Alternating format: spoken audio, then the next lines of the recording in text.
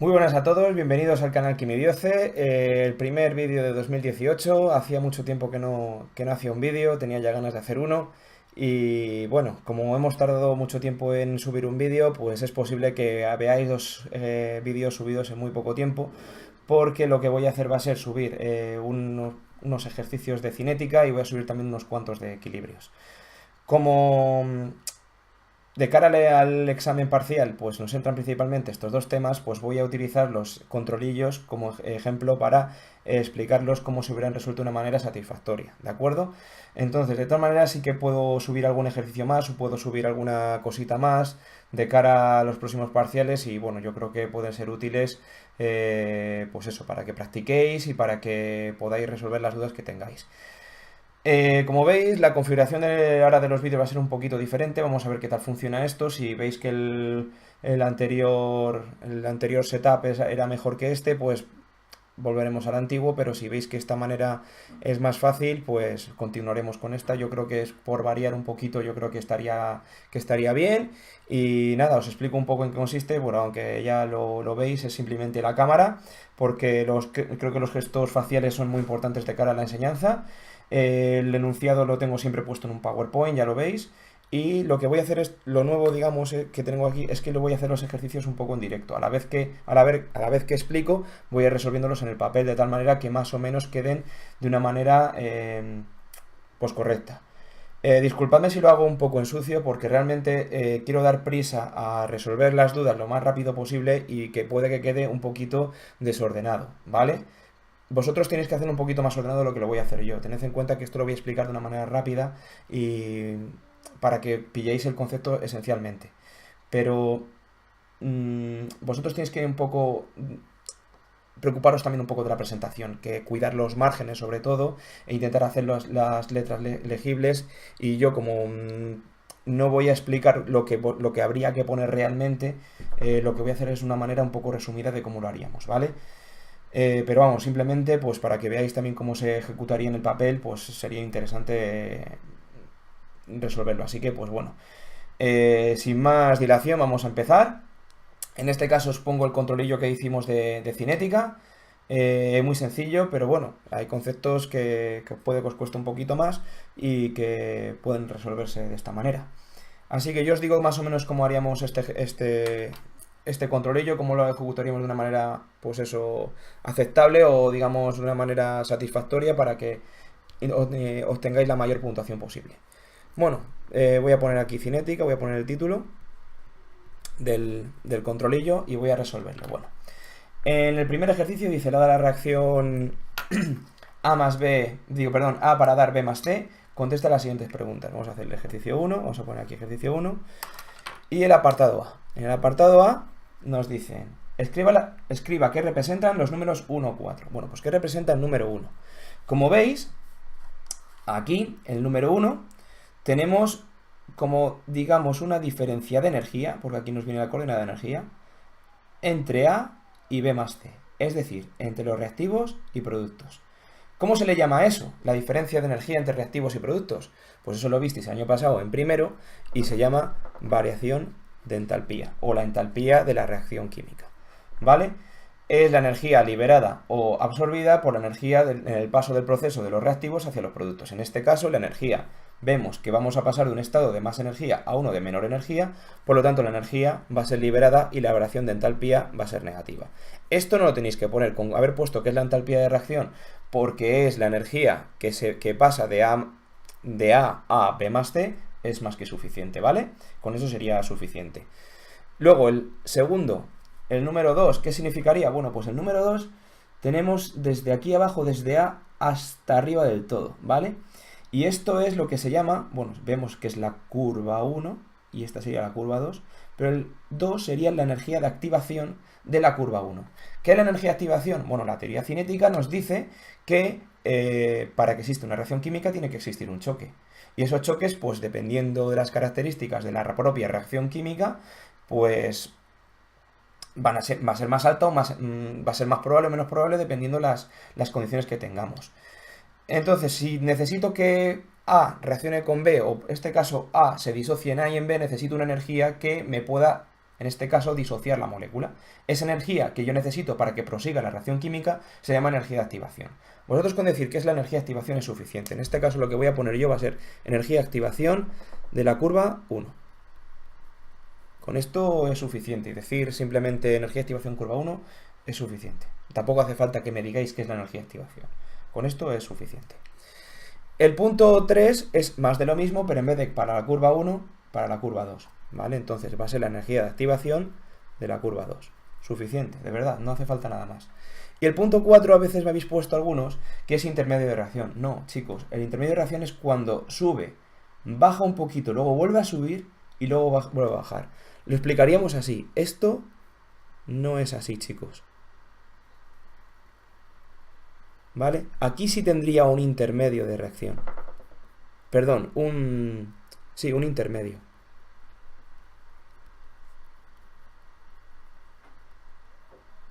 ¿Vale? Entonces, esto no es así. No tengo aquí el intermedio de reacción. Lo que voy a tener es, cuando tengo esta curva aquí, así, cuando la tengo aquí, se le llama estado de transición.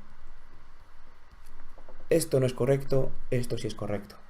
¿Qué diferencia hay entre el intermedio de reacción y el estado de transición? Bueno, pues que el intermedio de reacción lo puedo aislar. Si yo tengo unos reactivos que van a pasar a productos y por el camino se forman moléculas diferentes, o digamos unas moléculas intermedias entre los reactivos y los productos, esto de aquí lo voy a poder aislar. Esto lo voy a poder aislar ¿cómo? No intentando superar este umbral de energía de activación.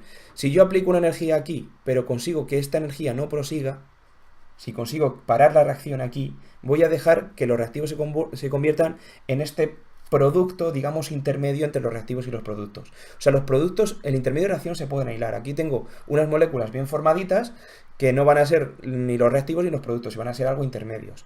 Entonces, esto voy a poder aislarlo. En cambio, el estado de transición no voy a poder aislarlo. ¿Por qué? Porque el estado de transición es un estado en el cual los enlaces se van rompiendo a la vez que se van formando otros. Entonces no tengo una molécula concreta. Aquí sí que se han roto ya los enlaces. O sea, aquí tendría, digamos, dos estados de transición y aquí tendría un intermedio. Si yo marcara aquí los puntitos, en donde están los dos puntitos estos, no podría aislar ese compuesto, pero aquí sí que lo podría. ¿Vale? Entonces esa es la diferencia entre intermedio de reacción y estado de transición. En este caso el punto 4 sería un estado de transición. Simplemente con decir esto es suficiente. ¿Vale? Un estado de transición, pero en este caso de la curva 1. Estado de transición de la curva 1. Vale. Vamos al apartado B. El apartado B dice, ¿cuál de las dos curvas transcurre a mayor velocidad y por qué? Bueno, la velocidad se define como K, en este caso, A elevado a alfa, ¿no? No sabemos el orden de reacción de esta propia reacción, valga la redundancia, pero sí sabemos que la K depende, según la ecuación de Arrhenius, de la energía de activación. Entonces, fijaos, cuanto mayor es la energía de activación, más pequeño es el exponente.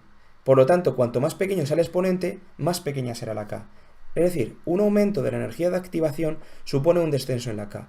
Y un descenso en la K, me fijo en la ecuación de la velocidad, un descenso en la K supone un descenso de la velocidad. Por lo tanto, si yo quiero comparar la curva 1, en este caso voy a comparar la curva 1 con la curva 2, veo que la curva 1 tiene una mayor energía de activación que la curva 2. Veis que, digamos, el 2 es mucho mayor que el 3 en diferencia energética. Por lo tanto, la curva 1 va a ser más rápida que la curva 2.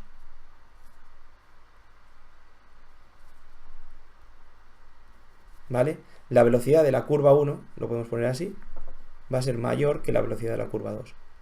Curva 2, vale. Lo dejamos así y justificado un poco con esto, con las ecuaciones. Si queréis poner dos frases en plan a mayor energía de activación menor K, por lo tanto menor velocidad, como la curva 1 tiene una mayor energía de activación que la curva 2, la velocidad va a ser más rápida. Perdón, lo he puesto al revés, la velocidad de la curva 1 es mayor que la curva 2, es al revés. La curva 2, pensaba yo que la curva 2 era la de arriba, pero no, es la de abajo, vale, pues es justamente al revés. Como la energía de activación, como 3 es más pequeño que 2, la curva 1 va a ser más lenta, ¿vale? Va a ser más lenta. Vamos a poner aquí más lenta que la curva 1. Aquí lo tendríamos al revés, ¿vale? Siempre fijaos un poco en la energía de activación. La curva 1 va a ser más lenta que la curva 2. Ya está. Estaría bien utilizar Tipex porque se vería, pero bueno, yo creo que por la focalización de la cámara para la próxima vez ya lo utilizo. Pero bueno, seguimos. Apartado C. Si la reacción es elemental, ¿qué le ocurriría a la velocidad de reacción si se duplica el volumen de la misma a temperatura constante? Bueno, reacción elemental. ¿Qué significa una reacción elemental? Pues que la reacción, el orden de reacción, o sea, alfa, va a ser igual al coeficiente estequiométrico. En este caso me fijo en que es A más B, bueno, A para dar B más C, y que ambos coeficientes es 1. Por lo tanto, como todos los coeficientes son 1, pues el alfa va a ser igual a 1 en este caso, ¿vale?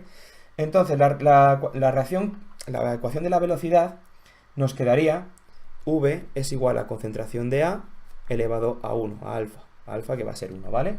Entonces, V va a ser igual, bueno, me falta la K, perdón, K concentración de A. Bueno, ¿qué pasaría si en este caso si se duplica el volumen? Pues que duplica el volumen va a afectar a la concentración. ¿Por qué? Porque la concentración de A va a ser igual al número de moles de A partido el volumen en litros de la disolución, en este caso, disolución o del gas. No sé qué sería. Pero bueno, va a ser moles partido del volumen. Entonces, ¿qué pasa si yo duplico el volumen? Si yo el volumen lo multiplico por 2 y los moles de A no los cambio para nada, lo que va a pasar es que la concentración de A se va a disminuir a la mitad. Es decir, si yo multiplico por 2 el denominador, lo que hago es dividir entre 2A. ¿De acuerdo? Entonces, la concentración de A disminuye. Disminuye a la mitad. Por lo tanto, si la concentración de A disminuye a la mitad, ¿cómo afecta a la velocidad? La velocidad se ve afectada en que la velocidad disminuye a la mitad también.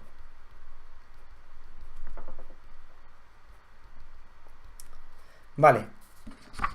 ¿Qué pasaría si en vez de ser alfa igual a 1, alfa es igual a 2? ¿Vale? Si aquí viene la reacción química aquí en A tuviera un 2 y siguiera siendo elemental, ¿qué pasaría? Pues que al disminuir el volumen a la mitad, lo que haría yo, al esto estar elevado al cuadrado, aquí pondríamos un cuadrado, al estar elevado al cuadrado, lo que pasaría sería que el volumen también, al multiplicarse por 2 y elevarlo al cuadrado, la velocidad se disminuiría entre 4. Es decir, afecta cuadráticamente, los cambios de concentración afectan cuadráticamente a la velocidad. ¿De acuerdo? ¿Y qué pasaría si el volumen se disminuyera a la mitad? En este caso de alfa igual a 1. Pues, perdón, si se multiplicara por... me acabo de dar cuenta... Sí, perdón. Si se disminuyera, perdón, lo he dicho bien. Si se disminuyera, no se duplicara, si se...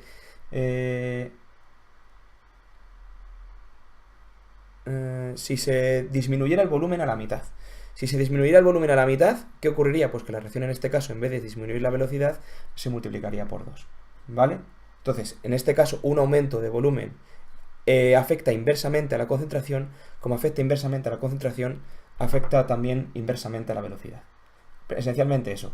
Estaba pensando yo en que si el enunciado decía que si se duplica el volumen, no, que si se divide el volumen. En este caso, como se duplica el volumen, una mayor expansión indica menor concentración y una menor concentración indica menor velocidad.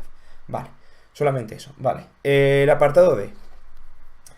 Si la reacción inicial estaba asociada a la curva 2, indique que se ha podido deber el cambio hacia la curva 1. O sea, pasamos de la curva 2, fijaos, la curva 2, que tiene una energía de activación así, a una curva 1 que tiene una mayor energía de activación. ¿A qué se deben los cambios de energía de activación? Bueno, pues se deben principalmente a la presencia de catalizadores. Y los catalizadores los hay de dos tipos. Los hay catalizadores positivos, que van a disminuir la energía de activación, y catalizadores negativos, que van a aumentar la energía de activación. En este caso tenemos un catalizador negativo. Los catalizadores negativos también se les llama inhibidores. ¿Vale? Entonces, aquella sustancia que me va a retardar la velocidad de reacción se le llaman inhibidores. Y aquellas sustancias que me van a aumentar la velocidad de reacción por un descenso de la energía de activación se le va a llamar catalizadores positivos o simplemente catalizadores. Cuando hablamos de catalizadores en general, cuando se habla de catalizadores, normalmente se habla de catalizadores positivos. Se habla de catalizadores e inhibidores, aunque los inhibidores es un tipo de catalizador que llamamos catalizador negativo. ¿De acuerdo? Entonces, bueno, con esto resolveríamos ya el problema número 1. Vamos al problema número 2, que este es más numérico. En este caso voy a utilizar la calculadora porque es más numérico. Nos dicen, para la reacción A más B para dar C, se obtuvieron los siguientes resultados. Tenemos tres ensayos. Tenemos las concentraciones de A, de B y la velocidad. Y nos dicen, A, determine... Vaya, me ha salido. Determine la ecuación de velocidad indicando los órdenes parciales de cada una de las especies químicas. Me falta la tilde de la O, pero bueno, fallo a la hora de copiar el enunciado. Determine la ecuación de velocidad indicando los órdenes parciales de cada una de las especies químicas y el valor de la constante cinética. Vale, entonces tenemos que calcular los órdenes de reacción y la constante cinética. Vale, yo sé que para esta reacción tengo que V va a ser igual a K, concentración de A elevado a alfa, concentración de B elevado a beta. Yo lo que tengo que calcular es K, alfa y beta. Y una vez que yo calcule K, alfa y beta, expreso la velocidad ya como esta forma. ¿De acuerdo?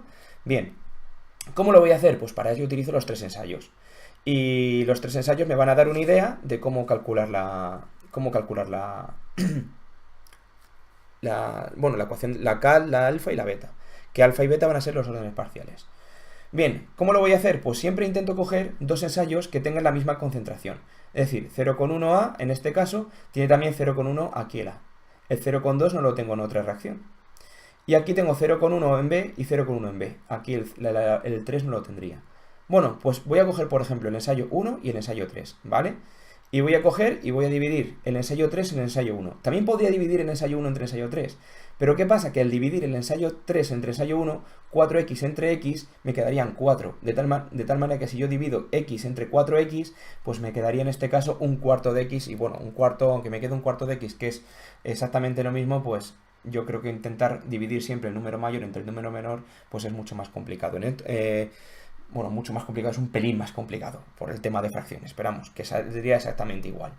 Si yo divido el ensayo 3 entre ensayo 1, ¿cómo me va a quedar esto? Pues fijaos, el ensayo 3, ¿qué me dice? Que la velocidad de reacción es 4x, es igual a K, concentración de A, que la concentración de A va a ser 0,1 elevado a alfa, y la concentración de B va a ser 0,2 elevado a beta. Y en el ensayo 1 tenemos x es igual a K, el ensayo 1 es 0,1 elevado a alfa y 0,1 también, 0,1 elevado a beta.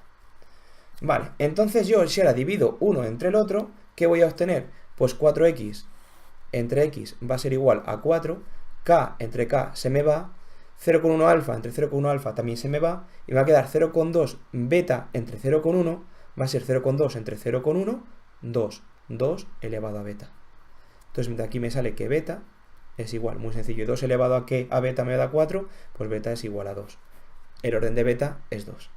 O sea que igualando dos ensayos en los cuales A tenga la misma concentración, obtengo beta. ¿Cómo voy a obtener alfa? Pues igualando dos ensayos de B. Si yo ahora hago el ensayo, puedo hacer el ensayo 1 entre el ensayo 2 o el ensayo 2 entre el ensayo 1 para que me quede fracciones. Bueno, vamos a hacer en este caso ensayo 1 entre ensayo 2 para que veáis que da exactamente igual lo uno entre lo otro, ¿vale? Entonces en este caso voy a hacer ensayo 1 entre el ensayo 2 para que veáis cómo quedaría. El ensayo 1 lo tengo ahí arriba, me queda x es igual a K, concentración de 0,1 elevado a alfa, 0,1 elevado a 2, ya puedo poner el 2 porque ya beta lo conozco. Y el ensayo 2 son 2x es igual a K, concentración de 0,2 alfa partido 0,1 elevado al cuadrado. Al dividir estos dos ensayos me queda x entre 2x me va a quedar un medio, K entre K no me queda nada, me queda 1, 0,1 entre 0,2 me queda un medio elevado a alfa, y 0,1 elevado al cuadrado, 0,1 elevado al cuadrado, no me queda nada. De tal manera que un medio igual a un medio de elevado a alfa, pues vamos a ver que es alfa y alfa se ve fácilmente que es 1. Luego el orden parcial de beta es, bueno, el orden parcial de B es 2 y el orden parcial de A es 1, ¿vale? El orden global se pone, no sé si no lo piden, pero yo creo que a lo mejor no lo pido, en este caso órdenes parciales digo, pero el orden global sería 1 más 2, que sería igual a 3. ¿Vale? El orden global sería 3. Vale, bueno, visto esto, ya tenemos alfa y beta, nos falta por saber el valor de k. Y el valor de k, lo único que tengo que hacer es coger cualquier ensayo con su velocidad y ver qué me quedaría. Lo que pasa es que en este caso, la velocidad me queda en función de un parámetro llamado x. Entonces la k me va a quedar en función de ese parámetro x. ¿Cómo lo voy a hacer? Pues fijaos, lo que voy a hacer va a ser sustituir, por ejemplo, la primera ecuación en la cual tengo x es igual a k 0,1 elevado a 1, 0,1 elevado a 2. Entonces me va a quedar que x va a ser igual a k por 0,1 elevado al cubo. Esto se ve fácil, 1. O sea, misma base, distintos exponentes se multiplican, propiedad de las potencias, se suman los exponentes. Entonces me queda así, ¿verdad? Entonces, si yo este 0,1 elevado al cubo lo paso abajo, me queda que k es igual a x, 0,1 elevado al cubo es 0,001. ¿Vale? ¿Lo veis? Pues este sería el valor de k en función de x. Entonces, de esa manera ya lo meto en la ecuación de la velocidad y la ecuación de la velocidad me queda x partido 0,001 por concentración de A, bueno, por concentración de A elevado a alfa, concentración de B elevado, bueno, en este caso elevado a 1, no pongo nada, si es elevado a 1 no pongo nada, y beta elevado a 2. Esta sería la ecuación de velocidad que os pido, el apartado A que os pido, ¿vale? Luego, determine las unidades de la velocidad. El apartado B nos dice, determina las unidades de la velocidad de reacción y la constante cinética. La velocidad de reacción siempre tiene las mismas unidades. Mol partido, litro segundo. ¿Cómo lo voy a saber?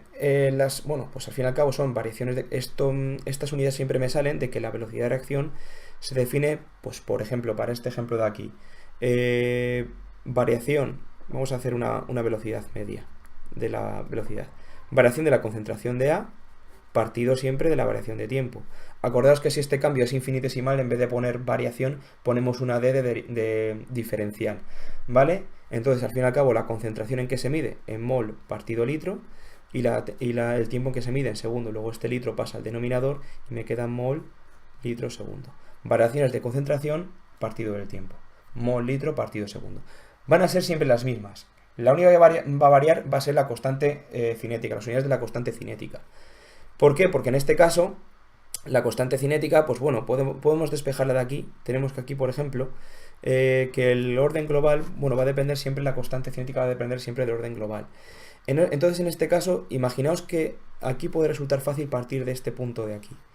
Entonces, ¿cómo vamos a hacer esto? Pues si despejo k, que me quedaba x partido 0,1 elevado al cubo, yo tengo aquí que x, bueno, es un parámetro, el parámetro de la velocidad, o sea, velocidad que se mide en mol partido litro segundo, y abajo tengo mol al cubo partido litro al cubo.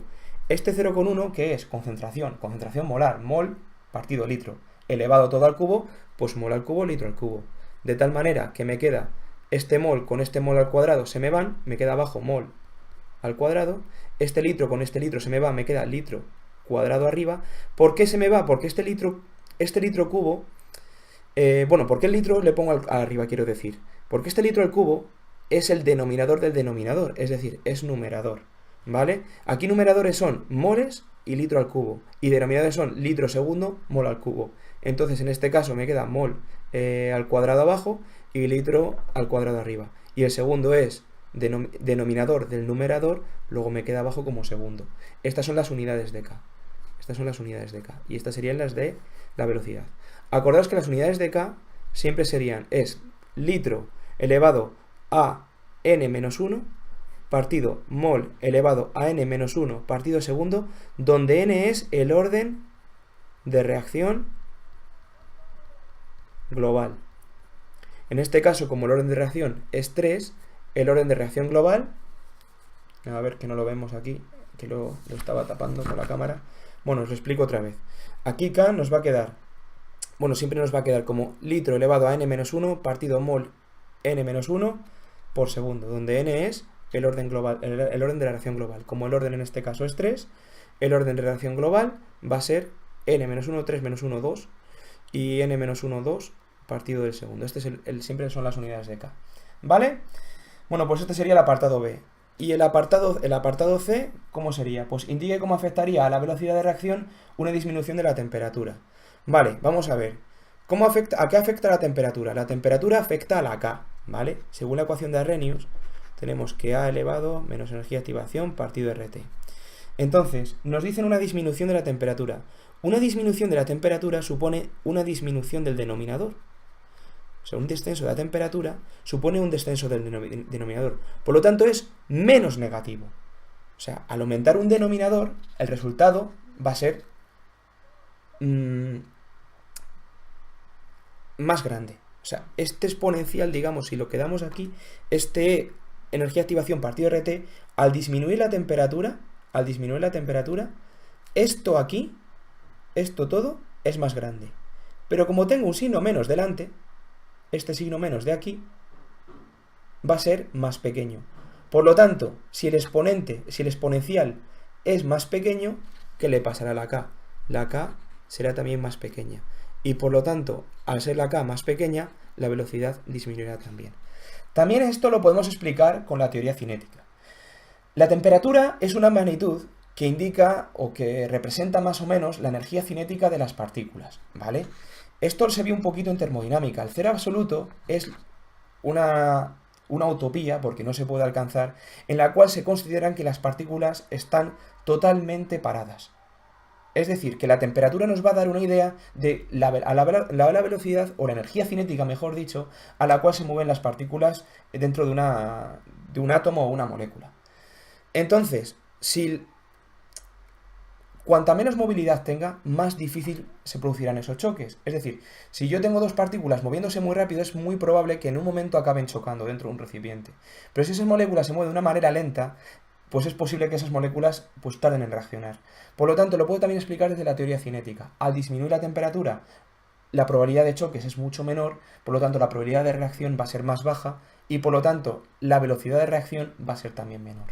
O sea, se puede explicar con las dos cosas. Lo puedo explicar con la ecuación de Arrhenius, lo puedo explicar desde el punto de la teoría cinética. ¿Vale?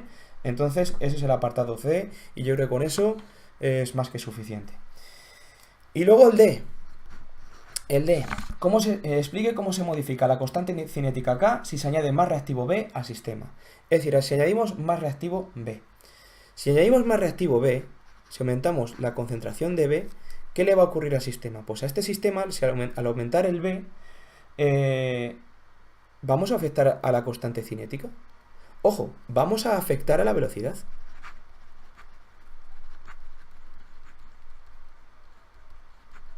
Pero a la constante cinética, ¿veis que influya la concentración de B? ¿Veis en esta ecuación donde aparece la concentración de B? No aparece por ningún lado. Luego, el hecho de añadir reactivo B al sistema no afecta a la constante cinética. Luego, en este caso, lo que tendríamos que poner es que añadir más reactivo B al sistema no afecta a la K. Sí afecta a la velocidad, porque al aumentar, yo me fijo en la ecuación de la velocidad que tengo de la propia reacción, al aumentar la concentración de B, si yo por ejemplo la duplicara, ¿qué le pasaría a la velocidad? Que se cuadruplicaría. ¿Por qué? Porque este 2 al duplicar el numerador estaría elevado al cuadrado y 2 al cuadrado por 4 la velocidad. Pero a la constante, ¿veis que afecta a la constante? ¿Veis que afecta a esto? ¿Veis que afecta a la constante? No afecta por ningún lado. Entonces esta pregunta se explicaría: no afecta la adicción de B a la velocidad. Y sí afectaría a la velocidad, pero no afectaría a la K. Y con eso, suficiente. Bueno, chicos, estos dos ejercicios fueron, yo creo que relativamente sencillos para el parcial y espero, pues bueno, que os haya resultado de ayuda como lo resolveríamos aquí. Y nada, quiero vuestra opinión acerca de qué os parece esta manera de hacer los ejercicios o esta manera de verlo. Así que nada, un saludo muy fuerte, chicos. Ánimo, os animo a estudiar. Sé que al principio es complicado, sé que cuesta, pero bueno, si tenéis alguna duda, si os da mal una serie de ejercicios, me los podéis preguntar y yo encantado los resuelvo. Si tengo un ratillo libre, ya sabéis que puedo. Así que nada, chicos, encantado de resolveros vuestras dudas y ánimo, de verdad, mucho ánimo, porque sé que lo vais a necesitar y porque este curso es duro, que tenéis también de muchas otras asignaturas y de verdad que en lo que podamos ayudaros, aquí estamos. Así que nada, un abrazo y nos vemos. Hasta luego.